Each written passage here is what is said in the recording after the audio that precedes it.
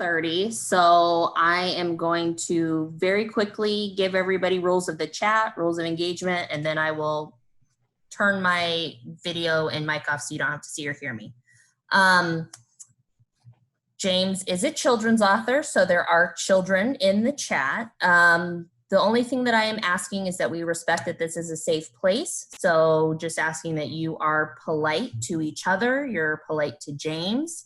Let's not use any profanity in the chat. And we got some really great questions through email. James has those, but he's gonna do a talk, maybe do some reading, do some sneak peeks maybe. And yeah, so let's all have a great time. And thank you all so much for coming. Yes, thank you very much. I'm going to close the chat just so I'm not distracted the whole time. But if you don't mind and you have questions, just start writing them in the chat and I'll scroll back through for as long as we have time. But to start, I'm James Riley. I have written a number of books, 3 different series. My first series was called Half Fun a Time, which is Fractured Fairy Tales, which is what I'm kind of going to talk about at the beginning here. My second series was called Story Thieves, and that's probably the series that most people know me from, which is about a girl who's half fictional. She can jump into books and become a part of the stories, and bad things happen. And then my newest series is called Revenge of Magic, about, it was like my attempt at doing a school for magic in our world as much as possible. Like, what if magic came back now, and how people would actually deal with that? Not well is the answer. Only kids can actually use the magic, because when they discovered all these books of magic 13 years ago, only the people born on that day or after could use the magic. So in this world of Revenge of Magic, only kids can use it. So that's my current series. That might be why some of you are here, because you can buy the 4th book, Timeless One, which is coming out in like 2 weeks, but you can buy it now because the ASU bookstore has them. And I signed a bunch of book plates, so they have signed copies if you want one.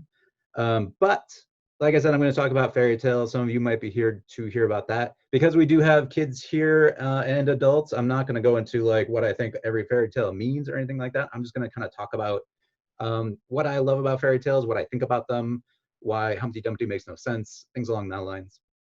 But let me start by reading something that most people have probably never heard. This was a little short story I did for when I was living in Los Angeles, for like a little thing where I got to go and stand up and read a story. It was crazy. But you'll see why it's relevant. It's called And They Were Never Heard From Again. Have you ever read Hansel and Gretel? Tom asked Bobby as they trick-or-treated on their neighborhood street. No, I'm 10 years old and I've never experienced society or pop culture in any way, Bobby said, needlessly sarcastic, I might add. Bobby didn't have many friends because of this. Remember the point of the story? Tom asked. Something about how breadcrumbs in the woods always get eaten by birds? Bobby said. Would you hurry up? I want to hit this house already. I think the point was to not go into candy houses or you'll get eaten, Tom said. By witches. Though I don't think it really matters what eats you so much as getting eaten in the first place. That's the relevant part, honestly. Why are you bringing this up now? Bobby asked, straightening his costume. He'd gone to something really popular and timely, and his costume was totally perfect. You should have seen it. Trust me, you'd have laughed, or gone, ha, I get it. I totally get it.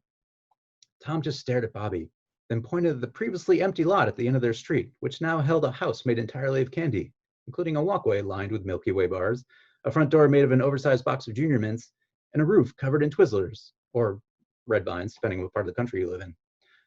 I'm not following, Bobby told him, but I'm also not waiting anymore. And with that, Bobby started up the walkway to the candy house, leaving Tom to sigh, then run to catch up. Don't you think there's something odd about this place? Tom asked him as they passed by flowers made of peanut butter cups. Sounds awesome. First of all, it didn't exist until today. Second of all, who uses sugar-based building materials? That can't be stable. Who knows what advances have been made in the field of food construction sciences, Bobby said. Don't let ignorance hold you back, Tom. It's amazing when you read your own stuff and laugh at it. It's so bad. Tommy grabbed Bobby's arm just as they reached the doorway, which was covered in a candy no one wants to eat, probably Laffy Taffy or something. Bobby, there's a reason people tell fairy tales, Tom said. They're supposed to teach you something, like a warning. And the point of Hansel and Gretel is that sometimes cannibal witches live in candy houses. It's not exactly unclear about that point. Tom, Bobby said, this is getting stupid. I put up with your horrible costume that's really from 2 years ago. It's still relevant. But you're going too far here, Bobby continued. Fairy tales don't teach us anything. They're just stories about princesses with hair and frogs that only eat peas. That's literally all they're about. He shook his head. But even if that weren't the case, it scares me that you're trying to learn something from books, Tom. It really does. Tom sighed, giving up. He gestured for Bobby to ring the doorbell. Bobby grinned, then jammed the doorbell over and over and unnecessarily. Again, Bobby was just like that. Sometimes you wanted to kick him. Footsteps sounded from beyond the door, horror movie kind of footsteps where the music gets gradually scarier and scarier until you're on the edge of your seat. Thunder crashed and the lights on the street flickered. Somewhere a wolf howled in an atmospheric way. The door flew open, revealing only darkness. Tom leapt backwards, his hands up to defend himself. Bobby, meanwhile, just held up his candy bag. Trick or treat, he screamed at the top of his lungs. Slowly, creepily, someone began to giggle. And not in a fun, jokey giggle, but a creepy, yikes kind of giggle. The giggle quickly turned into a cackle, and out of nowhere stepped a witch. A witch with an amazingly realistic costume, complete with green skin, warts, all that classic stuff. More children, the witch screeched in a high-pitched, evil voice, which I'm not going to try to do. Come in, and feast on candy until you're fat with sugar and sweetness. In one hand, the witch held a bowl of candy. In the other, she held a butcher's knife, a chainsaw, and a bottle marked poison for candy. Bobby smirked at Tom, silently mocking him for his fears, then stepped inside.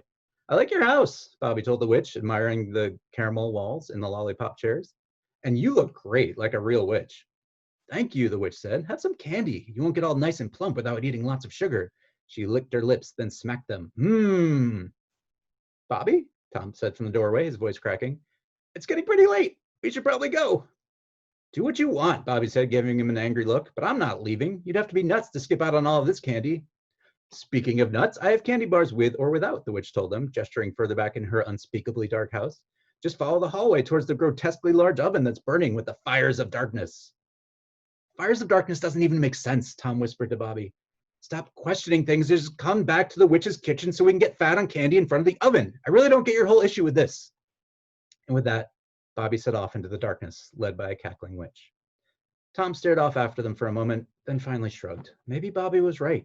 Maybe there really was nothing to be learned from fairy tales. And this nice lady in the admittedly cool-looking costume probably did just want to give them free candy. And what was so wrong with that? Wait for me, Tom shouted and hurried to follow. Behind him, the door to the candy house slammed shut. And from that moment on, Tom and Bobby were never heard from again. Well, for like 2 days. And that's just because they stayed home from school with stomach aches. But after that, everyone heard from them about the witch's house and how great it was. And the witch's house soon became the most popular house to go to on Halloween. And the witch made tons of friends. And everything ended extremely happily, not at all like those fairy tales that try to teach you something with their morals and their subtext and their witch prejudice. So, the end. I hope you like that. That was my attempt at being funny. You probably can notice now, like, why I might have read that. It's sort of the season to do Halloween stories. But fairy tales. I love fairy tales. I love basically every kind of fairy tale. You might have known that if you've read my Half Upon a Time books. I tried to cram as many different stories into those as I could. The thing I really love is that we're dealing sort of with our world, but it's also sort of off. It's a world where anything kind of extraordinary is actually ordinary. Like, you're not really surprised if your son goes out and sells a cow and brings home magic beans, or beans he thinks is magical. You're not surprised if you run into a giant on the way to the store. It's just kind of, it's like traffic here. It's normal. And I love that. I love that the extraordinary can become ordinary. And there's never any explanation for it. It's just like, that's just how things are. It's like when you ask your parents why something is the way it is, and then it's like, that's just how it is. That's fairy tales, just a little less annoying. And the extraordinary stuff, it leads to really odd kind of things. You're thinking about, like, I talked about Humpty Dumpty, which is a nursery rhyme, to be fair, but still. Or talking about a giant egg sitting on a wall and falling off, and then a bunch of king's horses not being able to put it back together. That's sort of odd. It's not really your normal kind of, what am I learning from this story kind of thing. Like I said, Jack sells a cow for magic beans that lead up to a giant living in clouds. Not exactly the kind of thing where you'd expect a giant. Giants aren't light. Clouds can't really support a lot of weight. That doesn't really make sense. It's kind of like these things are ad-libbed, as if somebody was in trouble. Like, Cinderella has to leave early because the magic runs out. Why?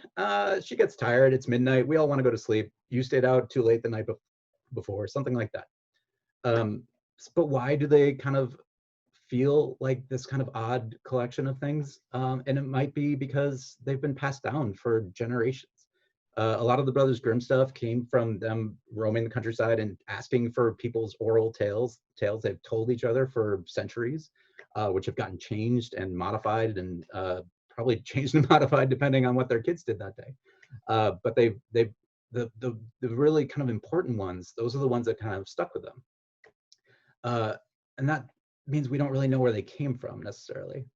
Going back to Humpty Dumpty, we didn't actually necessarily think of him as an egg when you first heard that poem. You just hear Humpty Dumpty sat on a wall, Humpty Dumpty had a great fall, various next lines after that. But it wasn't until like Alice in Wonderland, if I remember right, with Lewis Carroll, that he actually shows up as an egg. And then, in fact, like Humpty Dumpty might have actually started as a riddle, and you were supposed to figure out what he could be, that no one could kind of put him back together. And also the line about the horses was sort of added later. It actually started like this. Humpty Dumpty sat on a wall. Humpty Dumpty had a great fall. 80 men and 80 more could not make Humpty Dumpty where he was before. That's not, the cleanest grammar, but that's fine. Also, we don't really use 80 anymore unless you're Abraham Lincoln. And honestly, I think when they changed it to king's horses, I think they're probably talking about the cavalry, people who ride horses. I don't think we're actually talking about horses, but who knows? I mean, we've got a talking egg, or at least we did in Alice in Wonderland. So maybe that egg and the horses are used to hanging out. So there are a lot of theories about what Humpty Dumpty might have actually been referring to, even if it wasn't just a riddle. There's a rumor that there was like this big cannon that was nicknamed Humpty Dumpty, and it fell off the wall and I couldn't put it back up. There was another rumor that I think it was King Edward II. I might be getting that wrong because I can't remember all my kings. Used to ride a horse nicknamed the Wall, and he fell off and died. So there are a lot of different things it could be, and we have no idea because there weren't exactly like Zoom meetings where we could talk to whoever came up with that. And it was like one of these things, Humpty Dumpty and all these fairy tales kind of just permeated everywhere. And so people had heard it without even knowing where they had. And I love that about fairy tales too. You've heard all these fairy tales. You know the story of Little Red Riding Hood and the Big Bad Wolf. You know the Three Pigs and the Big Bad Wolf. And all these fairy tales have kind of just like been absorbed by your brain, and you don't even remember half the time where you first heard it. Probably, being read a book when you were a kid. But you've watched all the Disney movies. You may have read fairy tales yourself, and you just kind of remember them, and they enter like pop culture. And so everyone kind of knows these stories. And that's one of my favorite things about them, which I'll get to more later. But like when you get to fractured fairy tales, when you're putting a lot of them together and changing them around, you can do that because everyone knows the stories already. And if everyone knows the stories, you can kind of twist them and change them until people are a little surprised by them. But usually what we think of when we think of fairy tales is they have a moral, which is not the most exciting part. But like I said with Cinderella, say your kids were out late the night before. So suddenly oh no, the fairy godmother's magic runs out at midnight, so you better be home before then. Generally, fairy tales are known for kind of having a lesson or a moral to them. Sometimes it's really simple, like don't be a jerk, because usually the impolite characters are the first to go. And fairy tales get to be a little kind of violent sometimes, a lot of people getting eaten. So you usually in a fairy tale, the more polite you are, the better. Even the clever characters sort of have manners, typically, and those manners get to be very important if you want to make it out alive. And I feel like that's because we want to reward the good in people. We tell these stories to both to like teach, but also kind of reinforce that it's like, be nice, help other people. That old woman that you help on the road one day may turn out to be a witch that doesn't curse you or gives you some sort of magical boon. There's also sort of an element of a lot of fairy tales will start out with characters in really kind of unfair situations. Some are like in mortal danger. And there's not really any reason given. It's just life isn't really fair. And so we read these stories about these characters who get to actually get out of that situation and get on to better things. And it kind of gives us that idea. It's like, oh, maybe we can, by being clever or good or just hopefully with someone who's watching out for us, we can get out of the bad things that we're in. According to my parents, life is never fair. So I don't know if that's teaching you the wrong lesson, but still, it'd be nice to kind of think that life can be fair. And like, if we just try hard and be good people, things will go well. And that's what these stories are kind of trying to teach us in their own strange way with candy houses and ovens.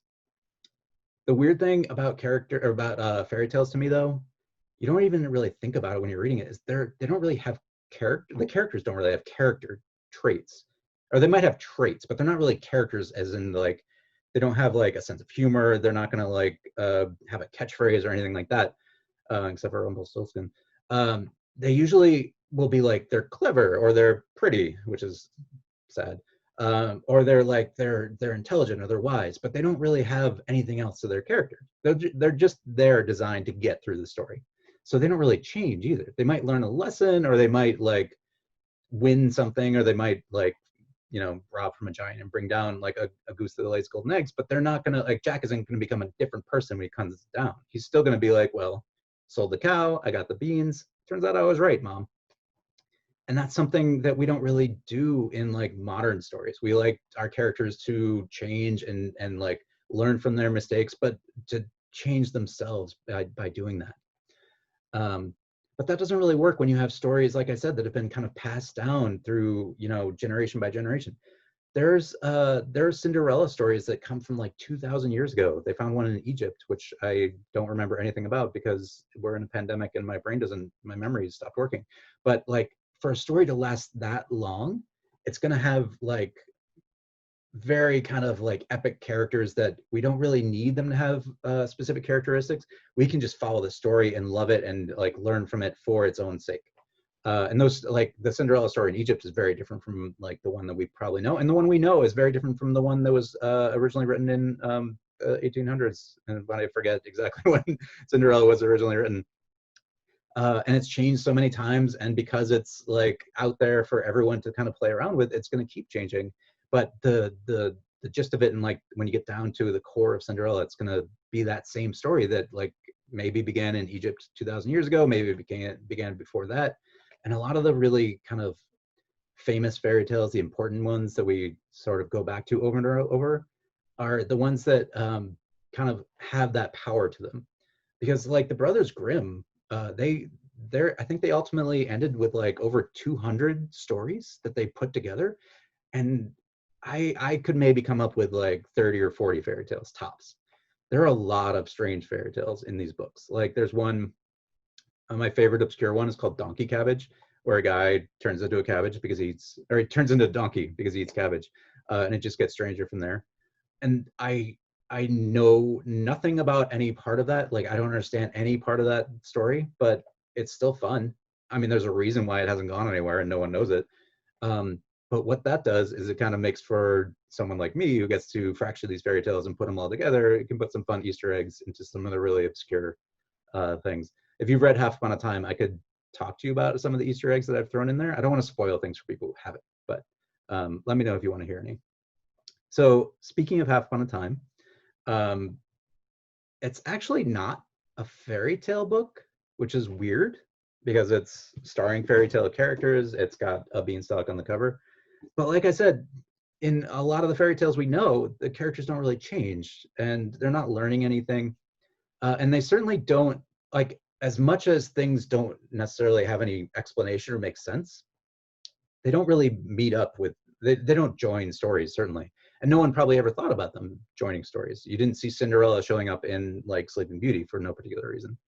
So in Half Upon a Time and like every other fractured fairy tale kind of story, we're playing with the idea that you know the fairy tales. So you can like, we can kind of make, put in twists and stuff based on the fact that everyone knows these stories.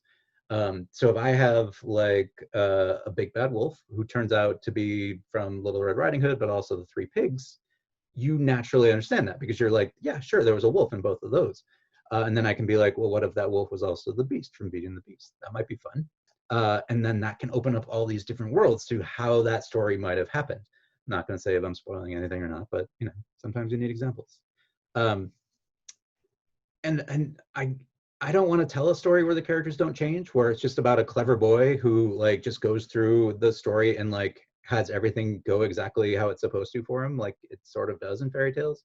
When you have these clever characters in fairy tales, you know, they go through the story and they don't make mistakes. Everything they do kind of works out for them. And that's not really, that's not a story we probably want to read right now. We want to read about people who are kind of like us, who make mistakes, who go through trials and they learn from them and they grow. So my main character in Half Fun Time is named Jack. He is clever, but he's dealing with this whole world that thinks that you need to be a hero to get ahead. I took that idea that like fairy tales are all about, you know, heroes. You need to do something big and brave to like win a princess or a prince, or you need to fight dragons and giants. And so the whole world in Half Upon a Time is built around that. You gotta like go to school to learn how to rescue princesses or princes or fight dragons or witches. And Jack doesn't want to do that. Like he doesn't feel like that's who he is. But the whole world is pushing him to do that. And eventually he gets pushed into a quest to try to save Snow White with a girl he meets who falls out of the sky. And he goes to catch her and he misses. But Jack eventually learns, spoilers, that maybe that's not who he is. Maybe he is sort of more of a clever person, but he's not going to be like that perfect kind of Disney prince. He's going to mess up. He's going to make mistakes, and that's okay because he's going to be human, and that's who he doesn't want to be held to that standard. He doesn't want to be a hero. He wants to do what he thinks is right, not just kind of what the world thinks. And that's kind of the most important thing to him. So I kind of wanted to have characters who changed and everything, and that's not really a fairy tale. And then, like I said, there's no explanation for why all the weirdness is happening, like why witches would live in candy houses, other than, you know, bait.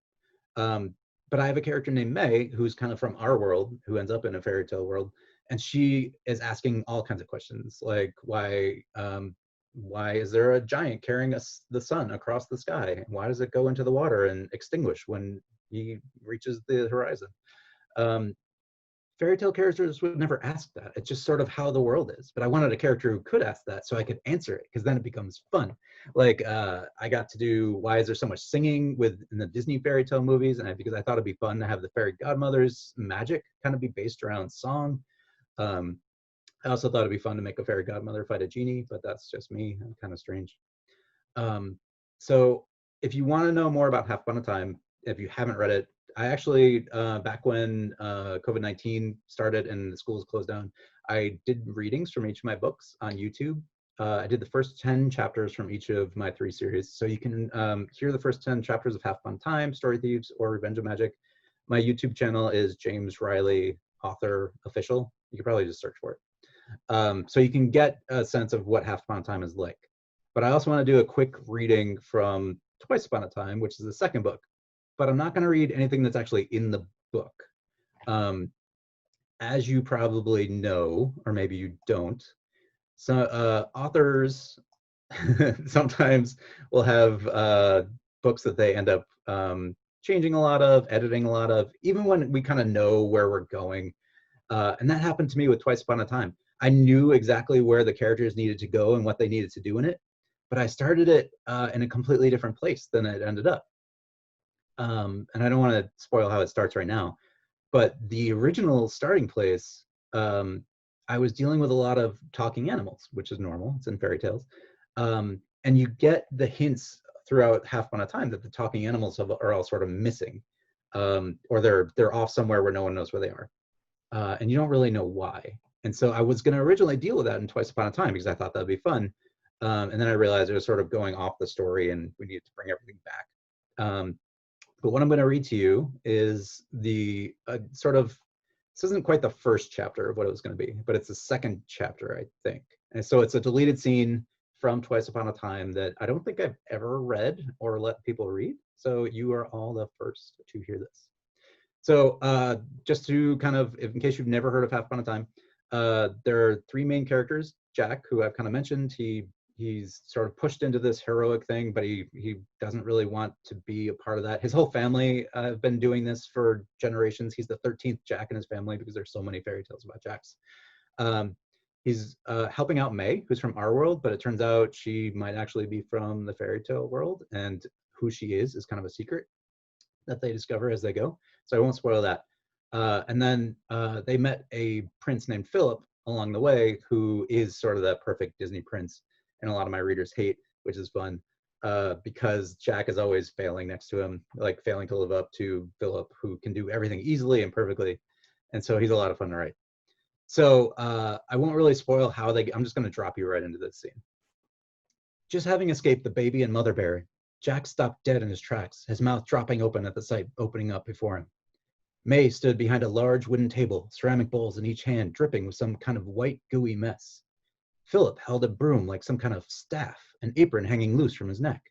The two were facing a bear easily twice the size of the baby bear, this one wearing bright blue pants and a hat woven from straw, its face and chest completely covered in the same white, gooey stuff from May's bowls. The bear seemed to be holding what looked to be the remains of some kind of chair, which it was swinging around in wide arcs, trying to hit what it couldn't see. "You horrible humans," the animal roared. "The porridge is too hot." "What did you guys do?" Jack yelled. As soon as he said it, he realized his mistake as the blinded bear turned towards the sound of his voice. "Too hot," the bear roared, swinging the chair right at Jack's head. "Too hot, you brainless, foul-smelling apes."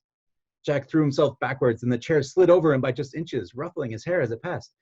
"Do we really have to explain?" May shouted to Jack, then hurled one of her bowls at the bear's head. Her aim was good, but the bowl just bounced off the bear's skull, tumbling down to crack right next to Jack. "Whoops," May said by way of apology. "Much too hot," the bear shouted, a hand not holding the chair, busy trying to scrape goo out of his eyes. "Richard," came the mother bear's voice from the other room.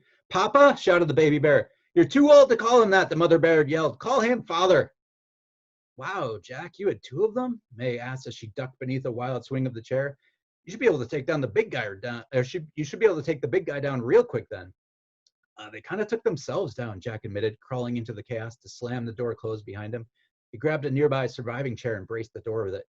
"Was that my chair?" Pa yelled, bringing the broken chair down and around in a circle. "No one touches my chair." Jack leapt forward, but was too slow.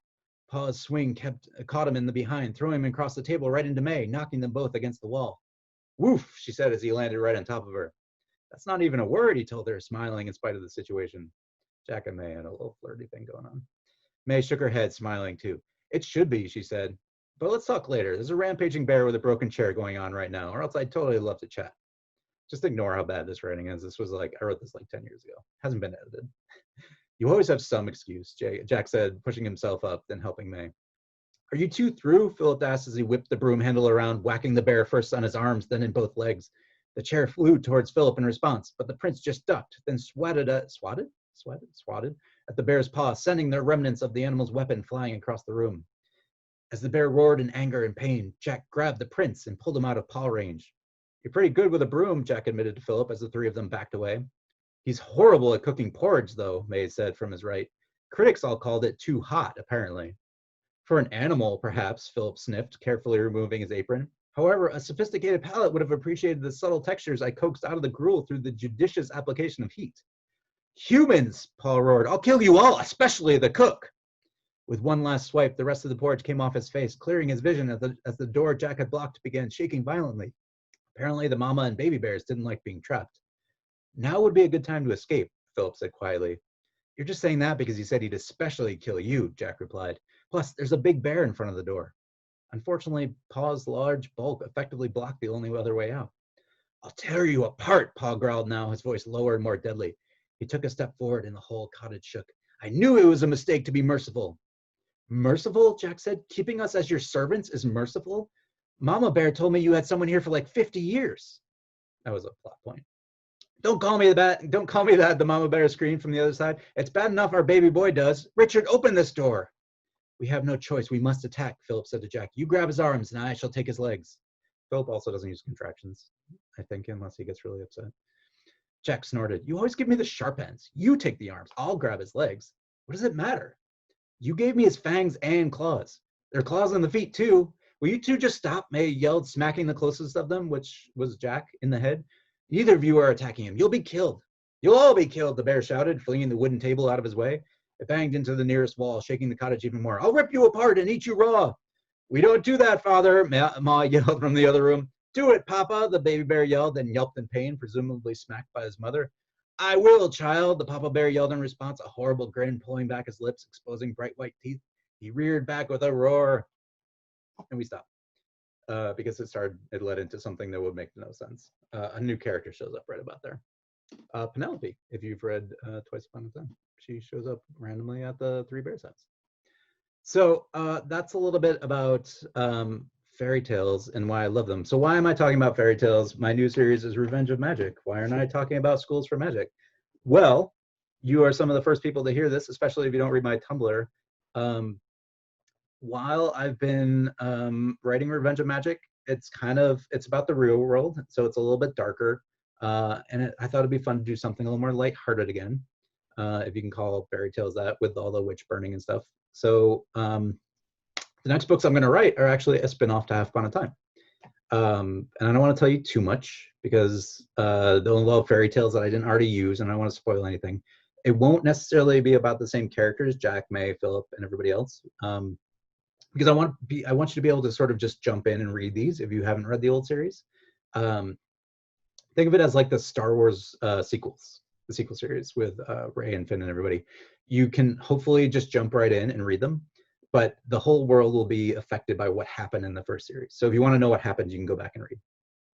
And the main characters may or may not show up at various times. There will be characters, I don't want to even spoil it. The main character, I will spoil a little bit because I'm really excited about this. The main character is going to be from a fairy tale I didn't really deal with, sort of.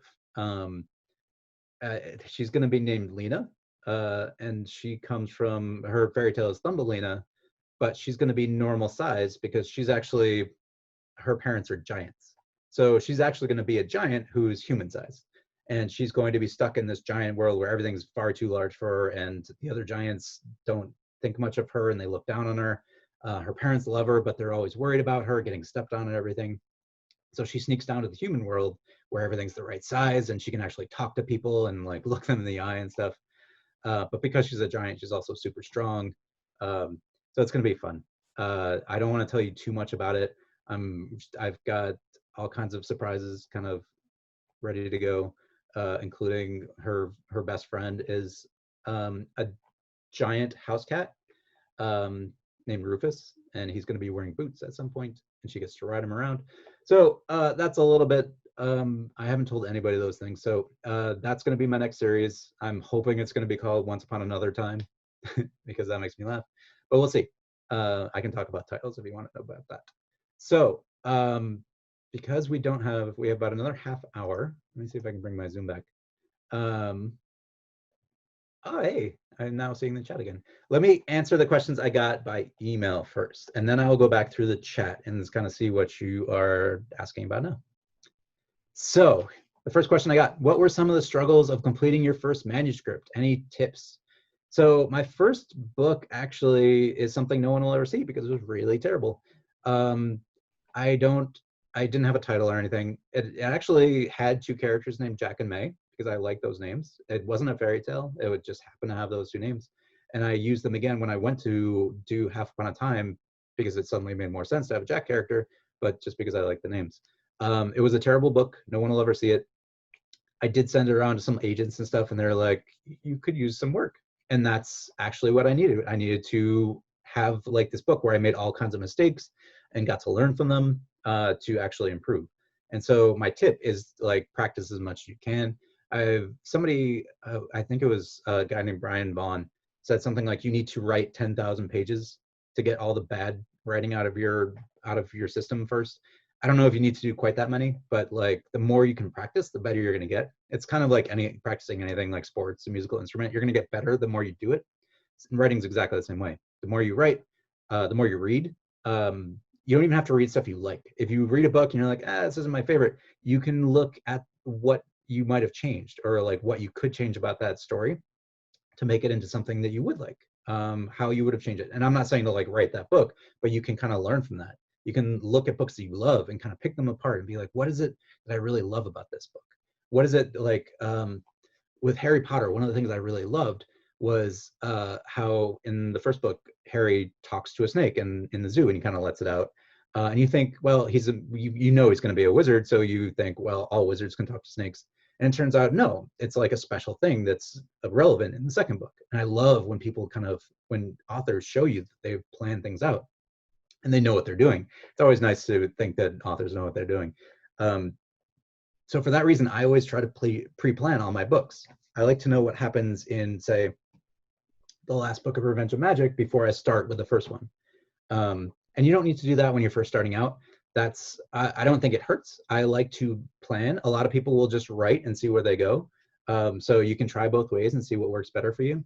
I've gotten to the point where I like outline every single chapter because I'd rather do that than have to rewrite a whole book, which I've done. So I like to see any problems I'm going to get to before I get to them. So I will kind of figure that out, hopefully. And things always change when you're going back and edit it and stuff, but like hopefully you'll see big problems as you go if you're outlining first. So I hope that's a little bit of a tip. What was the hardest book for you to write and the easiest for you to write?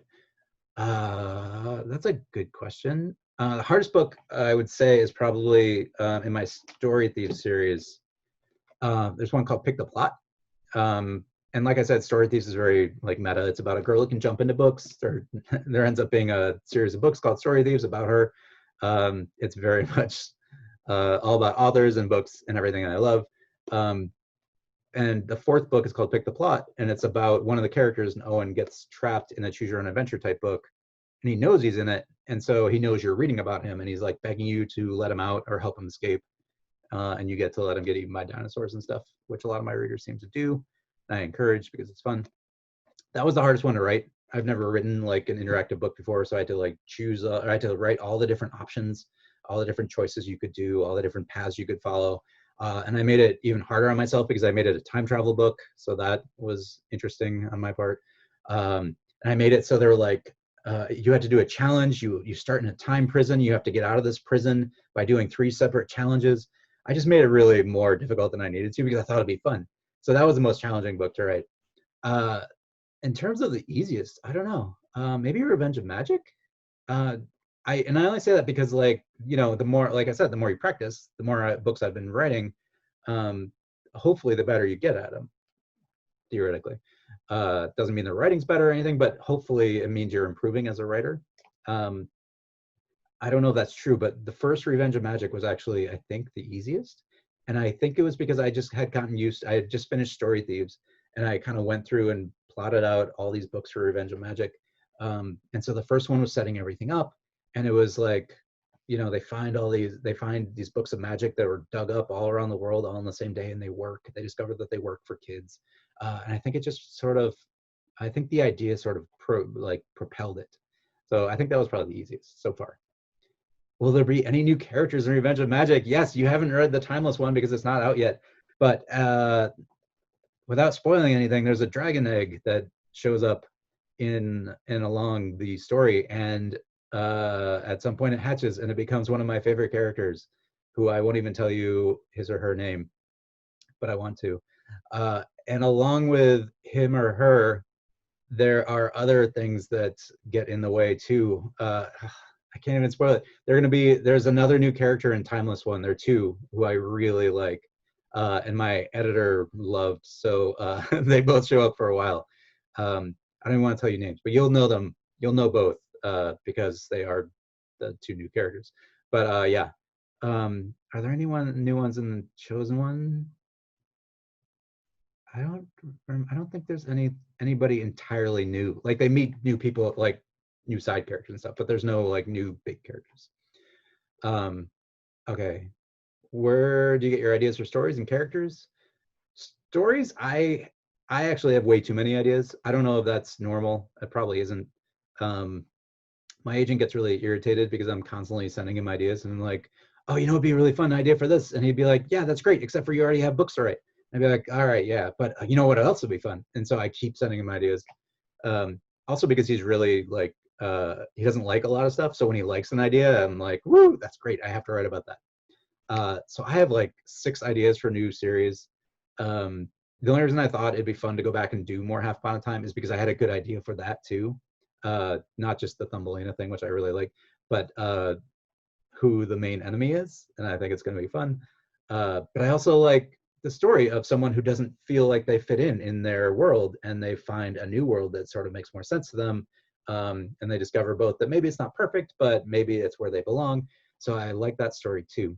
So yeah, it comes, I don't know if most people have that where they get too many ideas. I get inspired whenever I read something fun. Half the time I'm like, oh, you know, it'd be fun to write this exact book I'm reading, which doesn't really work. But sometimes you'll get ideas and you're like, oh, they didn't go in the way I thought they would. Maybe I can like change the idea and go in the way I want it to, which is what I was kind of saying earlier. If you're reading a book and you don't necessarily get that maybe you don't like it or something, you kind of figure out how you would change it. This is maybe I love the book, but I still have different ways I would do it. Characters is different. They sometimes it's what the story needs. Like Bethany, I needed a half fictional girl, someone who could jump into books, and it sort of naturally felt like if someone is sort of half non-fictional, which to me seems more like sciency and rule followy and like can't break the laws of the world, or fictional, or her other half is fictional where they can do anything they want. They can be like, they can be magical, they can be imaginative, they can be risk taking and stuff. So it seemed natural for Bethany to be like kind of have these two parts of herself. They're always kind of in conflict, which also was fun because it gave her like something that she had to learn to figure out, like which am I more like, which of these two sides do I want to be like, which do I kind of do I find myself doing more, or maybe is there a way to like bring them together and kind of be in harmony? So that made a fun kind of character arc for her, but also it made sense in terms of the story and kind of made her a symbol of the whole story, which I also like. And then you have characters like Keel Nomanfoot, who is like a fake Harry Potter type character, who I was just writing like a fake Harry Potter character. He took on this whole thing that I never saw coming, and it turned out to be a big favorite character of mine. I thought he was going to be really annoying. It turned out he was a lot of fun, even though he's really arrogant, and I tend to think those kind of characters are annoying. But he also is like good. He's got a good heart, and yeah, you'll see if you read it. So characters kind of can come from all over. Sometimes you use people you know, or just traits, aspects of them, just maybe how they talk, things like that. Why writing for kids? How did you get into this? Anything else you wanted to be? I don't really think of it as writing for kids. I think of it as writing for myself, and maybe I just have the brain of a 12-year-old. I don't know. I like writing for all ages. I like writing for anyone who wants to read the story. They're appropriate for anyone like ages 8 and up. But I'm writing these. I'm spending 3 to 4 months writing a book now. I want to love it. I want to love the characters. I want to love the story. It's about characters who are like usually around 12 or 13, but like that just, I mean, we're all human. We all kind of think the same way. So I don't know. I think I just kind of gravitate towards stories that anyone could kind of enjoy, hopefully. I also do have like stories for adults, just that would deal with different stuff. So I have ideas for that. I have ideas for like YA and stuff too. So it's all just kind of about whatever idea I happen to have. And I've always wanted to write stories. I did want to be an animator before that. I just can't draw worth anything. And you might not think, I could probably have gotten better if I had practiced at it, but I was already writing stories anyway, just for myself. I wasn't even showing anybody. I was just telling myself stories in my head, and it didn't feel real. And that's why I was writing them down. So I thought it might be fun to be a writer. And then it took me like 10 years. So it took a while. Could Bethany travel the world by jumping into an atlas or map? There are a lot of like, could Bethany do this? Could she jump into video games? Could she jump into movies? Because she can jump into books. I would say she can jump into anything fictional. She has jumped into non-fictional books before because I cheat, because I don't care, because I'm the writer. I don't know about an atlas or map. Maybe. I mean, the series is sort of over now, so she can do whatever you want, as far as I'm concerned.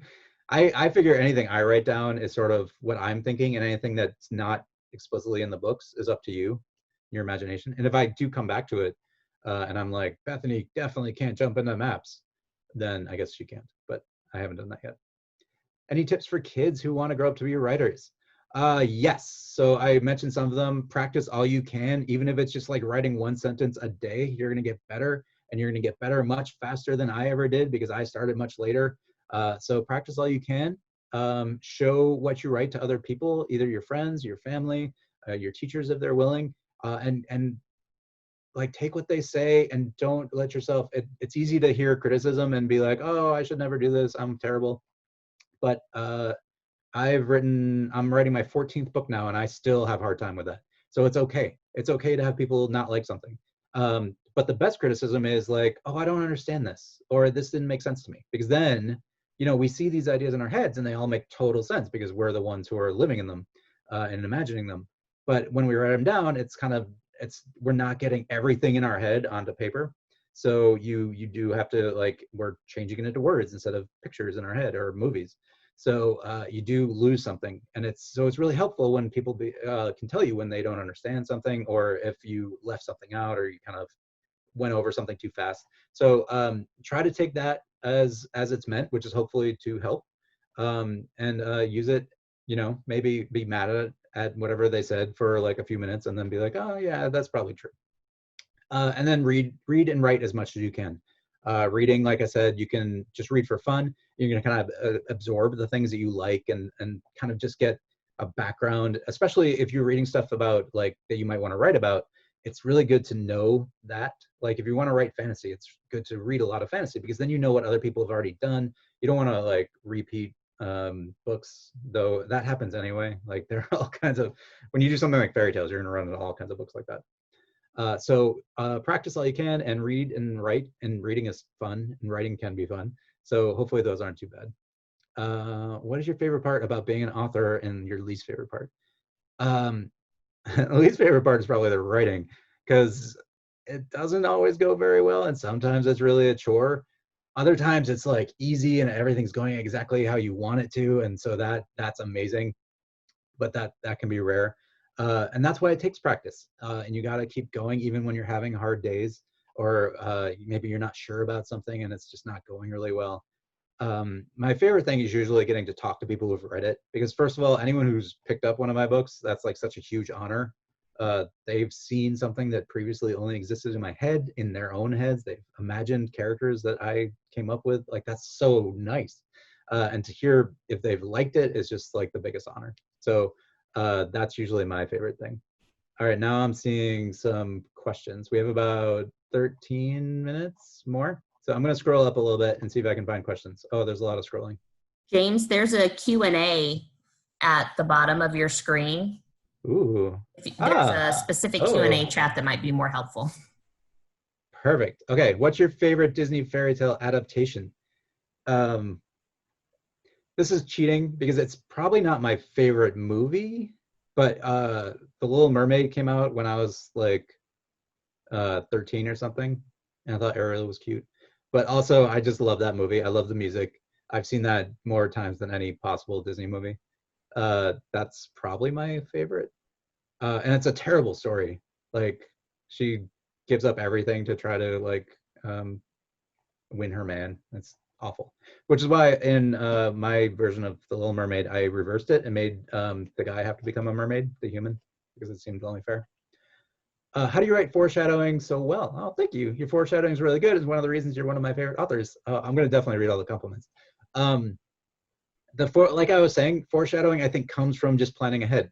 And the harder part for me is actually not sharing all the secrets, because I'm really excited for you to read about them. I want you to know what's going to happen. I want to shout it. I mean, I'm telling these stories to tell you what happens. So I want you to know what happens in the first book all the way to the end. So that's the harder part for me, is to hold back. Like, I'm having to hold back about who the villain is in this new Half Upon a Time series, even though I want to say it. And I'm going to hold back in the first book and just give you hints, even though I want to like shout it from the rooftops because I'm really excited about it. So foreshadowing for me is actually harder in that way. But I think it becomes easier when you do plot out the whole series ahead of time, because you can set things up before you start. And so you know how you can kind of lay out little clues. One of the most, sometimes you don't even know it's happening. One of the things I didn't really even, I mean, I knew what it was, but like in the Keel Nomenfoot books, you have a world of magic and a world of science. And Bethany was the same way. Her fictional self is kind of a world of magic, and her non-fictional self is kind of a world of science. So I had set that up on purpose, but I changed things later so that it becomes like this huge symbol of like everything in Story Thieves, and I was like, whoa, that's pretty cool. I didn't realize how it's going to work out that way. So I was really, sometimes I can't really take credit, but I appreciate it. When you're working on a new story, do your premises or your characters come first? I'm always an idea person, so I like to think of like I'm blanking on the word, but like ideas that are kind of like why can't I think of the word? Just big ideas that are sort of like you can describe them in one line and everyone knows what you're talking about, and everyone's like, oh, sounds like it'd be fun. That's the kind of story I want to tell. Because I start with the plot. and then the characters sort of come up. They usually reflect on the story plot in some way. Like I was saying with Lena, like she comes from the world of giants and then clouds. She's kind of had to live sort of, not really, she's lived apart because she's not of that, she doesn't fit in that world. And that reflects on who she is. That's not all of who she is. And she has a character who I'm really excited to show you too.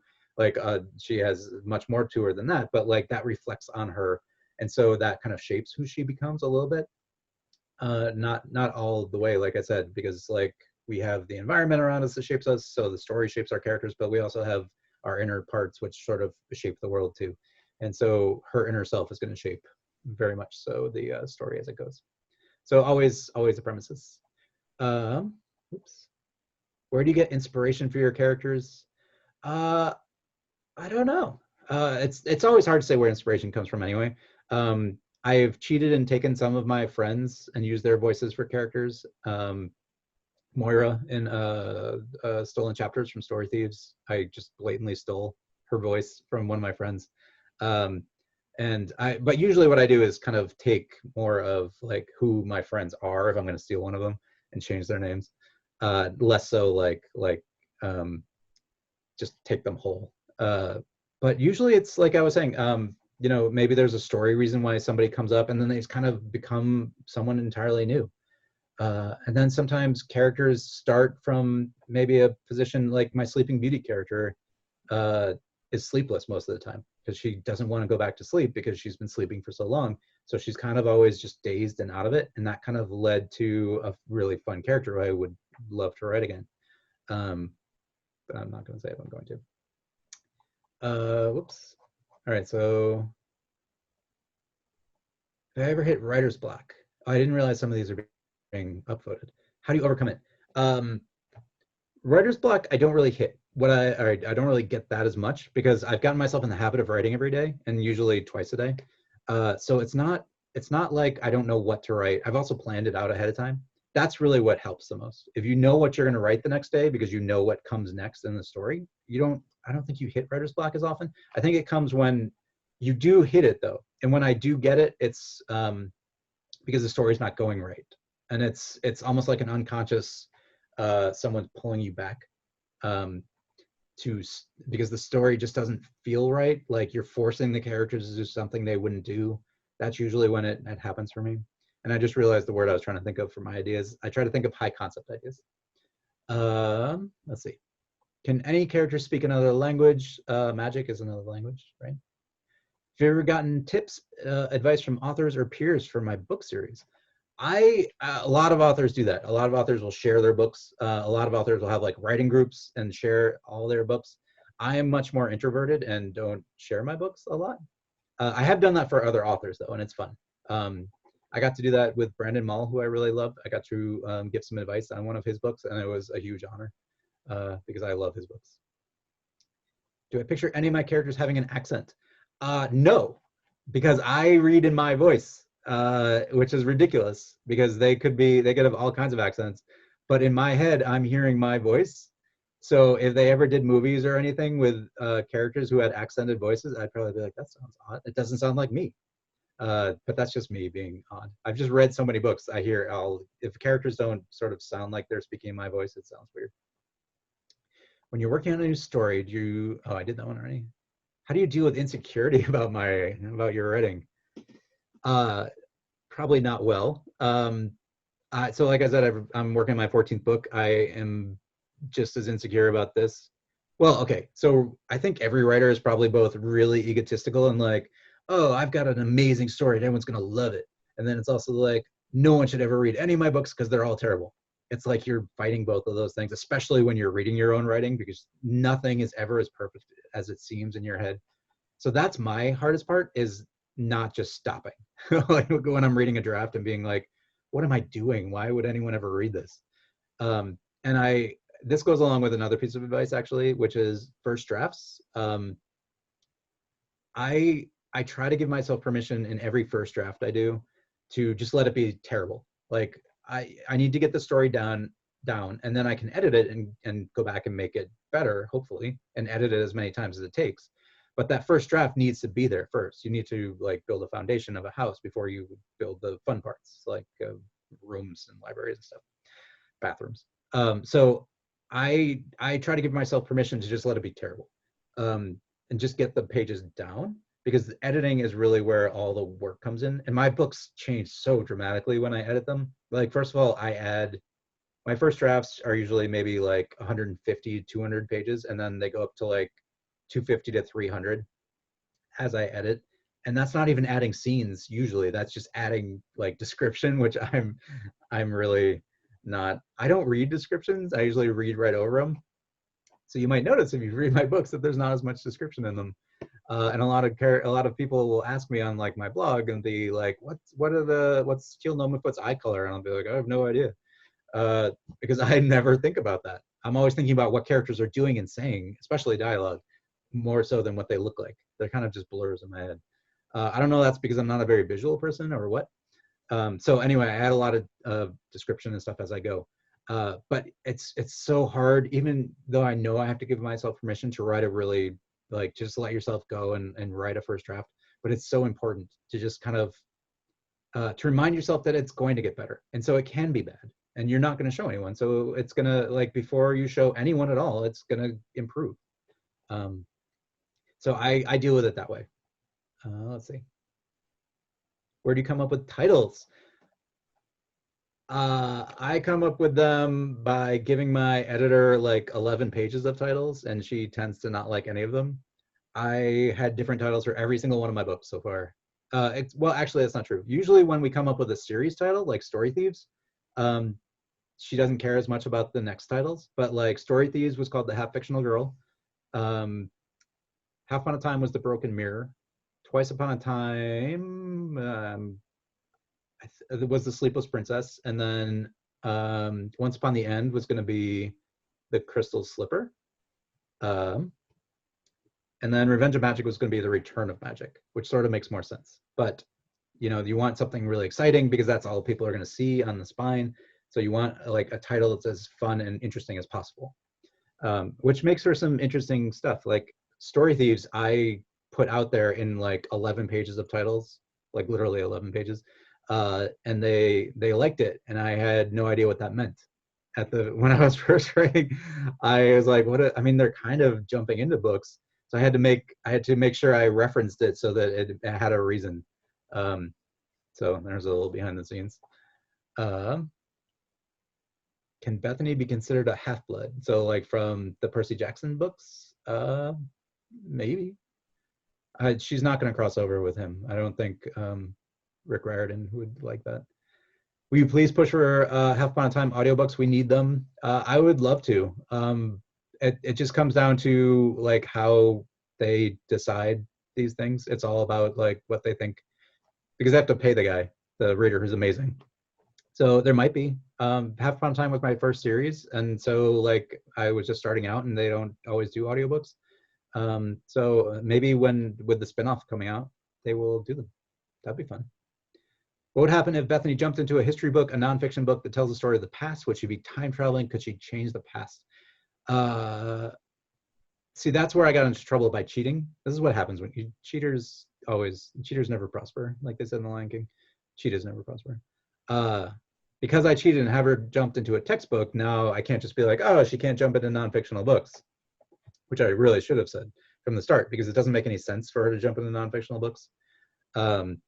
But I also think Bethany has more, basically her fictional self gives her the power to do whatever she wants. Like whatever she believes she could do, because she's literally half fictional. She can kind of change that side of her, as we learned in Story Thieves, if I'm not spoiling things, that fictional people can become whatever they want. Which is why I thought it'd be really fun to make all the readers think that they're in the fictional world, because you should think that you can become whatever you want and be whoever you want. So I think Bethany probably could convince herself. How do you feel when you receive fan art on Tumblr and Instagram? I don't know how to like deal with it. It's both incredible and also like I am in disbelief. First of all, that people have artistic ability, because I have none. But second of all, that they would like something enough to actually like draw it and see it in their head and do stuff with it in their own imaginations. So I'm always blown away. I don't know how to comprehend it. So I always just like put a little like on it and then move on because I don't know how to like express how amazing it is. How did you get into the writing industry? What inspired you to write? I covered a little bit of that. I sort of was just telling stories on my own. Getting into writing is like, it's a bigger question. So getting into the industry, if you want to get into publishing as like a traditional publisher, so like a publisher puts out your books as opposed to self-publishing, it took me 6 years to get Half Upon a Time, to get an agent interested in Half Upon a Time. So I gave up constantly. Agents, literary agents, are the people who take your book around to publishers and find an editor, hopefully, who likes them. And I actually got an agent just by luck because my agent at the time, the one who ended up taking Half Upon a Time, had just heard that an editor was looking for fairy tales. So she wasn't even going to read my book because I was terrible at pitching myself, and I still am. But she was like, oh, a fairy tale book, I'll take a look. And then she liked it. So, and then she took it to that editor who was like, not my thing. But we found an editor who liked it. But literary agents are a good place to start. And it can take an awfully long time to get one. Let me make sure because I think we're running out of time. Let me make sure I'm not missing any. What inspired you to write? Nobody. Nobody is well, he's a character in Story Thieves, in case you haven't read it. I won't say who he is. He is sort of my ultimate fictional character.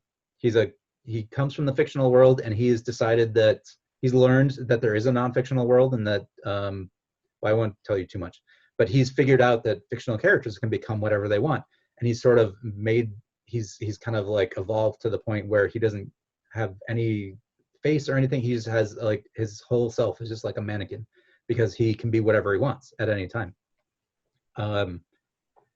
There were a bunch of reasons, like story-wise, that I needed a character like him, and I wanted a character like him. Part of it was to play off against Owen, who is the other main character, who's a book lover and somebody who probably wants to be a writer himself, as we see in the series, and also Bethany. So he's a philosophy. He's the reason why all this is happening in some ways, the villain. I just spoiled that in case you haven't read it. But he's not wrong necessarily. He's just going about things the wrong way. And those are the kind of villains I like the best anyway. So there are a lot of reasons that nobody kind of came about. What would you rather do first, a streaming TV series or a webcomic graphic novel? Well, I wouldn't be doing the TV series, so I'd be happy for them to do it. If they wanted me to write something, that would be fun. I've played around with like writing in a writer's room a little bit when I was in Los Angeles. And I think that'd be a lot of fun, just because it's usually writing is like so solitary. You're just sitting staring at your computer, not talking to anybody else. So it'd be fun to like play off of other people and stuff. But I've always wanted to do a comic or a graphic novel, so I think that would probably come first. What do you do when you have like 10,000 story ideas in your head? That's me right now. I look at the ideas that keep coming back. Like I've had an idea that has come up like maybe 5 times in the last 2 weeks. And I am resisting telling my agent because I know it's going to annoy him, but I can't stop thinking about it. And that's usually an idea that would have enough depth to it to actually write about. Because I have all kinds of ideas. Some of them are just like throwaway lines like, oh, what if this was this? I know, great example. Those are the ideas that usually are like, well, that wouldn't be that great a story, or it just doesn't go anywhere. So I try to just let ideas sit. Like the idea for Story Thieves has been with me my whole life, basically, because anyone who loves boats has probably imagined jumping into them. The idea for Revenge of Magic I had around, I think, like book 3 of Story Thieves. So that sat around for like another 1.5 to 2 years. And I just kind of let it sit, and I let the ideas that keep coming back kind of decide what I end up writing about, because those are probably the ones I'm most excited about. But I also let them like evolve and change and grow. And that's one of the best parts about like planning ahead, is you get to, when you're letting them kind of just like boil away in the background, you'll come up with all kinds of fun things to add to them too. Like what if that was true? And then, oh, that would lead to this. So that's what's been happening. How do you picture your characters 10 years from now from all the different stories? I don't like to do that. And I know that's irritating, but first of all, I'd rather the readers get to decide. I didn't really like that part of Harry Potter. I'd rather, I didn't, because I didn't really agree with all the choices. So then it was like, oh, is this official? This is what happens to Harry, um, which is fine. But it was also like, I am telling one story and I have the idea for the story and it ends here. And I like endings. I like saying, this is where it stops. Now, anything on from there is up to you, because I haven't thought about it. I haven't imagined it. My characters live out their stories, and they are in that specific place, and then that's what they are to me. They're that story. They're wrapped up in that story, and I know that's probably not what how it is for readers. And I'm the same way when I'm reading something. I want to know what happens to them too, um, especially if I like it.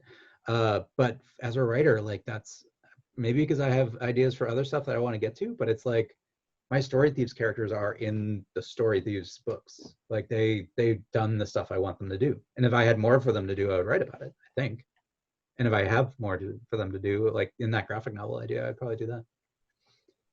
Oh, how do you write such astonishing plot twists? Love yours. Thank you. I love twists myself, so I pre-plot them out and think of them ahead of time. But usually it's not that hard. Especially when you're doing outlines, like you can, because you're able to change things and move things around from the beginning. So twists usually come up through like the character, who they are, and like maybe they do something you don't particularly want. I also like hiding things. So uh, things like nobody, in the first book, it's easy to set him up because I know where he's gonna come. He's gonna come in, and like when things are gonna start going down. With Half Upon a Time, um, part of that idea was like the twist.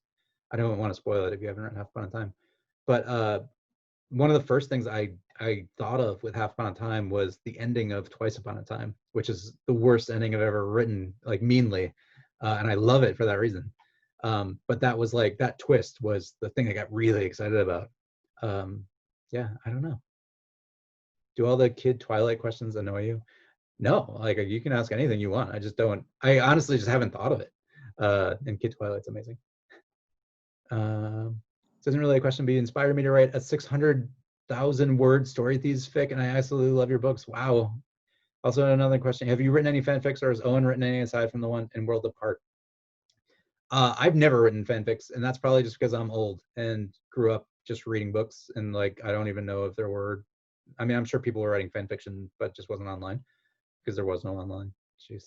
Uh, but yeah, I've never really thought about it. I just kind of I have such an like a rock solid idea of what the story is that like I'll imagine it, but I've never really thought about like writing my own stories about other characters, other than like writing myself into Star Wars. But you know, who hasn't done that?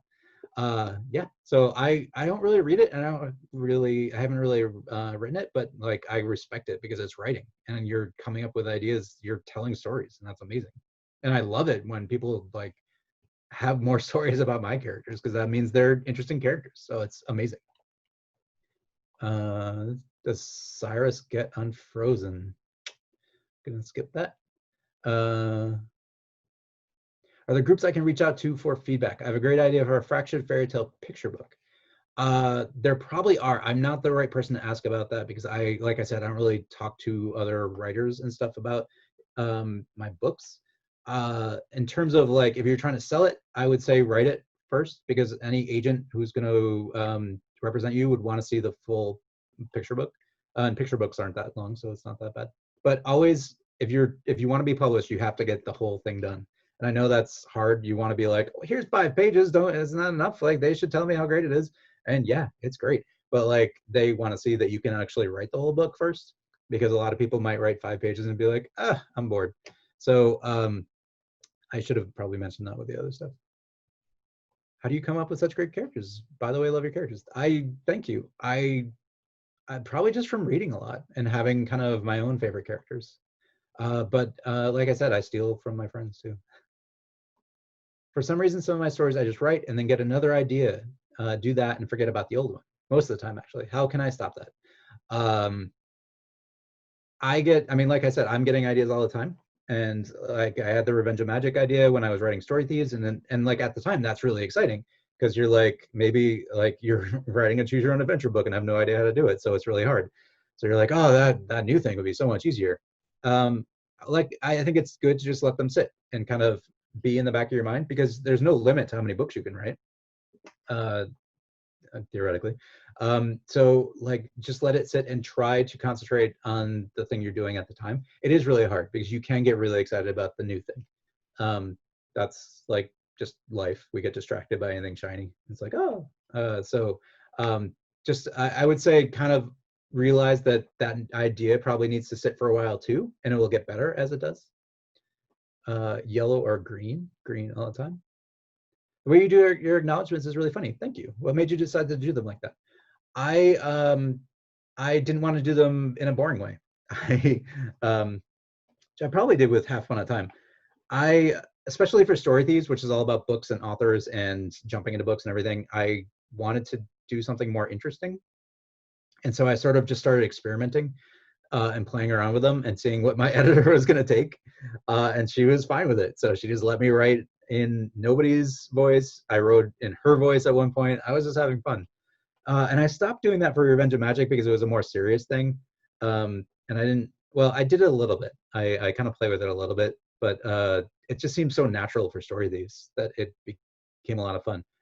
But like, the thing I didn't really realize is that acknowledgements they're all nice and good to thank everybody, but like, there are so many people at a publisher who you do want to thank because they've helped you so much and they've done so much for your book. So it's like, it's not just like, you know, who you want to thank. You have this whole list of people you do want to thank, and they probably would like to see that you thank them because they want to know that they were appreciated. So it's like, you do have to, it's not like you can't just do anything. So I just wanted to kind of make them fun just for my own sake. I read an article on how mathematics, geometry, Sudoku, etc. all began in the imagination because there's no such thing as a perfect square, a perfect cube, a perfect measurement of a physical object. Not in real life. These shapes, equations, etc. all exist in imaginary numerical perfection. I don't know. It's a pretty dense article, but interesting. I mean, honestly, everything probably comes, or it does come out of our imagination. That's probably why we're not just living like monkeys. Math and everything is such, the idea that we never had zero for thousands of years blows my mind. That's something that came about, I forget, something like 2,000 years ago. And all these concepts that seem like they're the most like foundational thing in the world haven't always been around, and it's fascinating. That said, when you get to high school and deal with imaginary numbers in calculus or whatever it's in, I got into so many debates with my math teacher. Like, why do you have imaginary numbers? Square root of -1? What sense does that make? Speaking of that, why did you decide to do pick the plot like that? How did you make it work? Thank you for saying it worked. It's a really interesting concept. You did super well. Thank you. I love choose your own adventure books. It seemed, I brought it up. I was originally just going to do a time travel book. And then I was like, I think I was on tour at, around like in the first book or two. And I was like, just kind of talking like this and like, you know, it'd be fun to do a choose your own adventure book where someone's trapped in it. And then like after that, I couldn't not do it because it sounded like too much fun. And I basically just wanted to tell that story. And then I had to figure out actually how to do it, which was a nightmare. And I did it by learning how like they did choose your own adventure books, which is they draw this big map and make all these different like lines going from all your different choices. And I cheated a lot because it's not quite a choose your own adventure book. You have to be able to go from book 3 to book 4, which is pick the plot, to book 5. So it had to end in the same place, sort of, and start in the same place. And I didn't want you to get stuck in like a dead end. I wanted it to keep going. So I had to come up with all these kind of ways so it always led back. And I hope people just cheated. James, it's Yes. 7:44, so you're more than welcome to keep going, but I also know that it's late at night where you are, so. Okay, let me do one last question, and then I will say good night to everybody. What books or shows do you like watching? The Mandalorian. I love Star Wars. You might be able to see behind me, there's a TIE fighter. There's a baby Yoda over that shoulder. I've always loved Star Wars. I love the Force aspect. I like that part that makes it like, gives it like a spiritual aspect to a fantasy thing. It's just so cool. I know it's not really fancy. Plus lightsabers. So anything Star Wars, anything Marvel. I love MCU and comics. I read a lot of comics. And then for books, if you want recommendations for, like, I would say Brandon Mulligan. Fablehaven is amazing. If you haven't read it, he's doing a sequel series right now.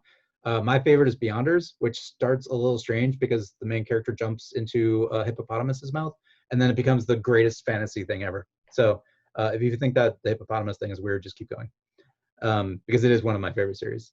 And then my other favorite series I like to recommend is The Chronicles of Prydain. The first book is called The Book of Three, about an assistant pig keeper whose pig can tell the future. And so everybody in this world wants the pig, including the big bad guy. And the main character loses the pig in like the first 20 pages. And it's awesome and it's funny. And apparently I get a lot of my voice. If you like my stuff, you might see where like the books I read as a kid kind of built into my voice or affected my voice. Because I had an editor of those books now kind of be like, oh, I kind of get that same sense from those characters as I do from yours. And that's how we like develop our voice. We read everything, and they kind of little bits kind of flow in and out, and they change, and we shift as we grow older and stuff. But it's fun to see kind of where some of my little ticks come from and stuff like that. Thank you so much for all your good questions, and I'm sorry I didn't get to read all of the chat. But thank you very much for having me and for showing up, especially this late for people on the East Coast. Thank you so much for joining us, and I'll see you tomorrow. Thank you, everyone else, for coming. Thank you. We'll see some of you in the writing workshop tomorrow. Bye. Bye.